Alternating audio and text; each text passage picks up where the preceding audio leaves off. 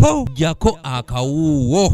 Ng'omu ku kaweefube w'okutumbula ebyobulamu mu ggwanga, Minisita omubeezi ow'ebyobulamu ebisookerwako Dr. Joyce Moliku Kaduchu alambululidde bannamawulire agamu ku malwaliro agasumusiddwa okuva ku mutendera gwa Health Center 4. Kuno kuliko Amawulire mu disitulikiti y'e Amawulire, Kabulamaido mu disitulikiti y'e Kabulamaido, Koboko mu disitulikiti y'e Koboko, Kasana Hospital mu disitulikiti y'e Luweero, Mukono n'amalala nga gano gonna gabadde ku mutendera gwa Health Center 4 kati gafuuliddwa eddwaliro eryetongodde nga byonna byakolebwa mu mwaka gw'ebyensimbi oguwedde.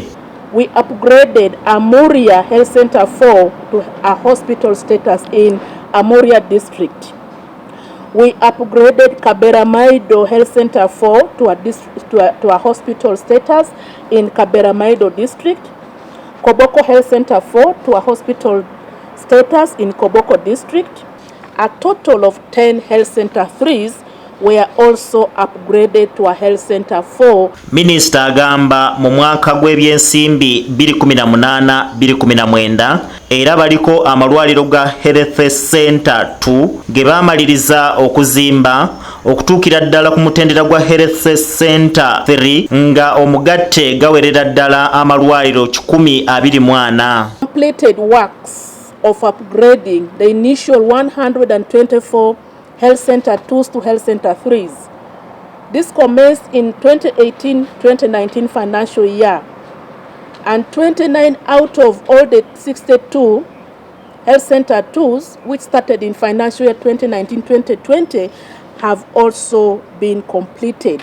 Mu malwaliro amalala gajiddwako engalo kuliko ery'Entebbe ne Kayunga nga kyokka ekizaamu essuubi gavumenti egamba nti ensimbi ez'okugaddukanya nazo weeziri. Important to note among the progress made in the sector is that the regional hospital for pediatric surgery in Entebbe was completed by April 2020, and the construction work at the Kayunga Hospital was also completed.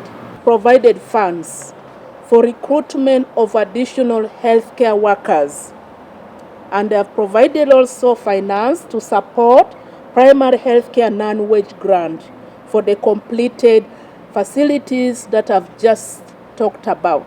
Mu nteekateeka endala Minisitule y'ebyobulamu zerina kwe kusumusa amalwaliro agali ku mutendera gwa Health Center 2 ogalinnyisa omutindo mu mwaka gw'ebyensimbi guno 2020-2021. Without health center 3s by the end of the financial year 2021-2022. And we hope to start construction of health center 3 in the 134 sub-counties without any health facilities. Stephen Tumusiime yakusakidde eggulire lino ku lwa ABS television. This will cater for construction and upgrading as well as renovation and equipping the health centers at Karamoja,